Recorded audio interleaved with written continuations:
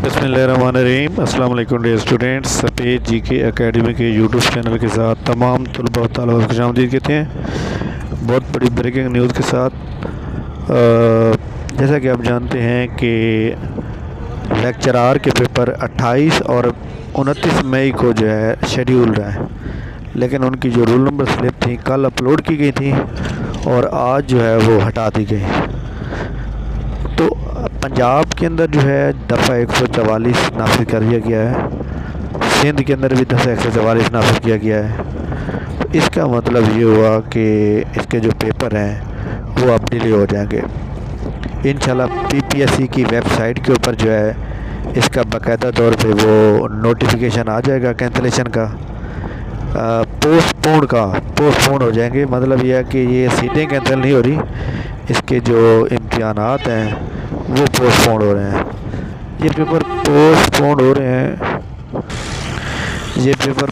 हो रहे हैं तो नेक्स्ट का पेपर होंगे, इसके बारे में मैं बाद में वीडियो बनाऊंगा।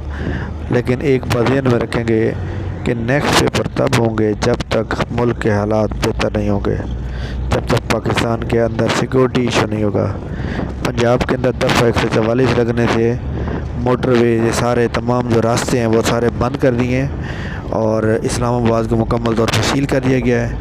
रावलपिंडी का जो सेंटर होता है ना, उसके अंदर अटक, झेलम, रावलपिंडी, इस्लामाबाद के लोग पेपर आके देते हैं। तो इसलिए जब वो मुकम्मल तौर पर धरने से इफ़ेक्ट होगा तो ऑटोमेटिकली ये पेपर आप जहन से अब मैं आपको 100% तो नहीं कह सकता। तो इसलिए जनाब ये आप लोगों के पास टाइम मिल गया मज़ीद, और जिन लोगों की तैयारी अच्छी है वो मज़ीद तैयारी बेहतर करें, और जिन लोगों की तैयारी पूरी नहीं है वो अपनी तैयारी जारी रखें। ये मुल्क के अंदर जो सियासत होती है ना, इससे आप दूर रहें और अपनी तैयारी जारी रखें, क्योंकि ये जो सियासतदान होते हैं इनको नहीं पता होता कि गुर्बत क्या होती